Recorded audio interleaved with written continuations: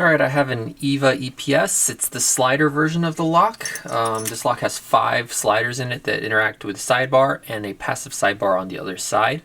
It has a pretty nasty keyway if you look at that. So I'll use a pretty thin pick. Now this might take me a bit longer to pick, mainly because it's hard to get things out of the false gates. There's the thing working. And one thing that I do with my pick is I felt that I had to mark the depths of each of the pins, because when they're in the false gate, it's very hard to tell the difference between the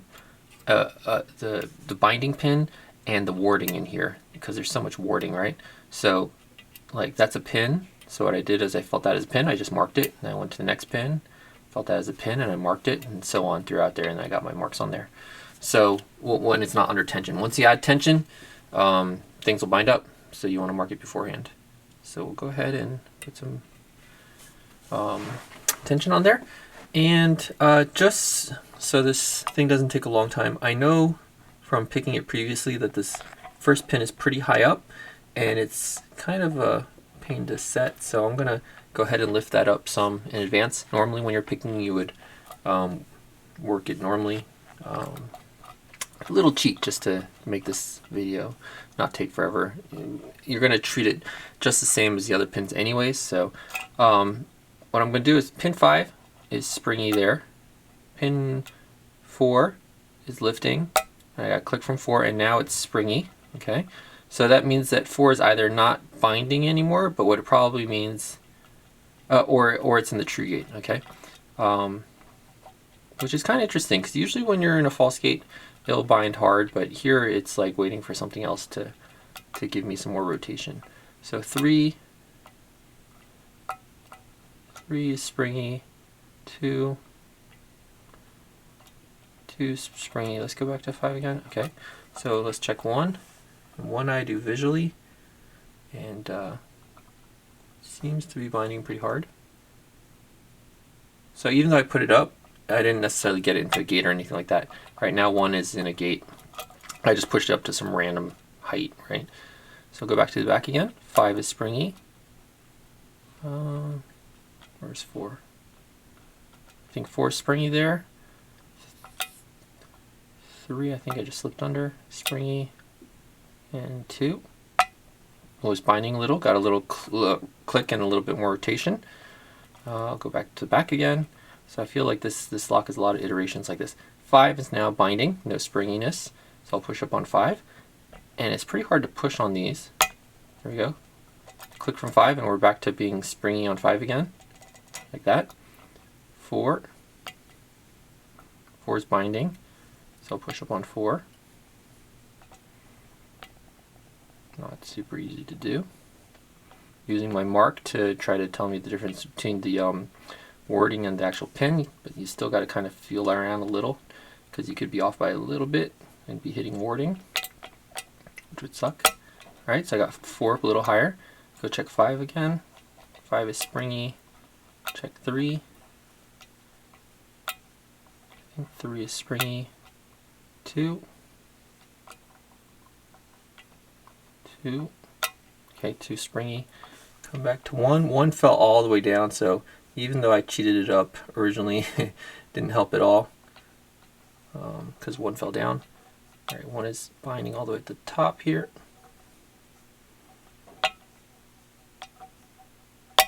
There we go. 1's now springy. I kind of pushed to feel the springiness of 1. Let's go to the back again. And it's just constantly reiterating, doing iterations like this. 5 is completely springy. 4,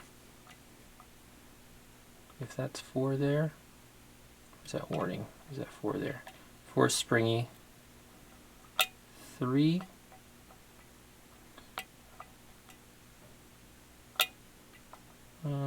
2. Alright, little click from 2 and we got some rotation. Go back to 5. 5 fell all the way down such that I can't even get this under there. So I did bring one more pick just for this situation. 5 fell all the way down, so I'm going to try to lift it up, and it's really tight in that false gate. Got it up. Go check it, see if it's springy now or if it's wanting another click. It's springy again. 4.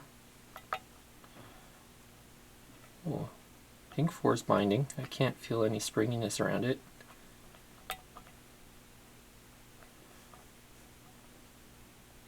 Feels like 4 is binding. I just want to make sure I'm not on the wording. It's really far up there. I'm kind of concerned, but it's springy now. 5 is springy. 3 is binding. Got a click from 3. 3 is still binding, I think. Nope, 3. I saw a spring there. 3 springy there. 2 springy. Let's check 1. 1 springy like that. Go to the back again. 5 is binding. Click from 5. Got a little bit more turn. 5 is still binding. Now I gotta get rid of some of that turn I did, because that pushes it really into the false gate. And try to get 5 to go further. And we're open. So it's a matter of, like, even though you drop into false gates, a lot of other sidebar ones, that one will bind really hard and you can just keep working it. This one you had to work back and forth, finding the next false gate to bind, find the next false gate to bind, and really only push on the ones that are hard and leave anything springy alone. Springy means it's set into a true gate or it's not binding, and those you just don't touch. I tried to cheat with 1 at the beginning, but it didn't want to. It dropped back down during the pick, so I ended up having to pick it up anyways.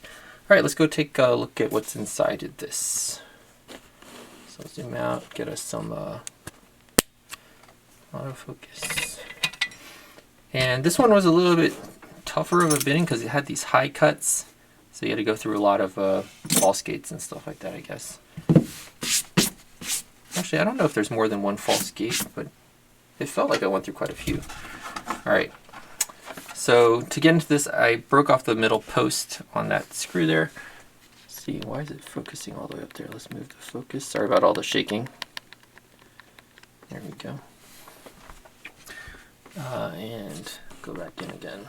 There we go. All right. So first we're going to take out the screw. It's loose in there. I had to break off the center post because this the hole in there was too small for the fatness of the pin that's in there, which is kind of annoying. Now, theoretically, you don't have to take this out. You could pull this forward a little bit and then drop this actuator out, and then use segmented followers. If you needed followers, you don't need a follower for this one. So I'll take the back off. And now, the worst clip in the world. This could take a very long time to get off because these things really, really suck. All right. Well, let's lock it back up. There we go. So that we're not just spinning it in circles. All right, so you want to get that little thing in there.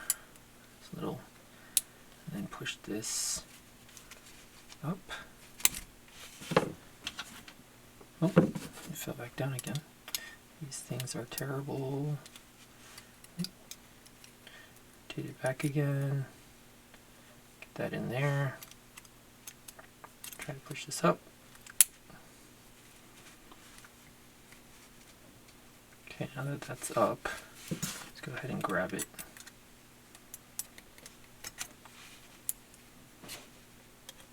Let's see if we can just yoink it off.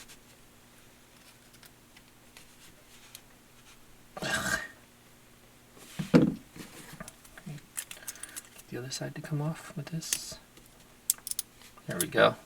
Alright. Takes as long as it takes to pick it. Key to pull this out. Now there's no driver pins or anything to worry about, so you just gotta worry about the 2 sidebars. Right? There we go.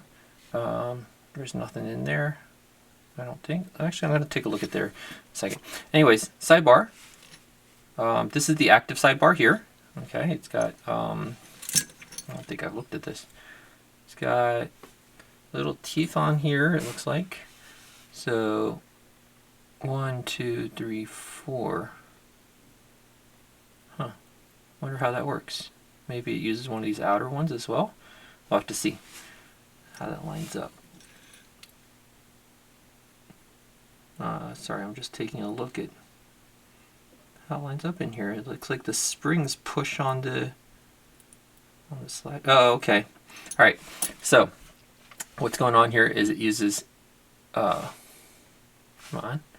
uses this one here, 2, 3, 4, 5. So it uses those first 5. The 6th one it doesn't use. So that's the sidebar on that side. The other side sidebar is just a passive sidebar, like for key control. There's no spring or anything here. What's interesting is it has this extra little moving element here, like that. Not sure what that's about. All right, pins. So like I said, the key holds all the pins in. So if we pull that out and flip it over, here are our pins on this side.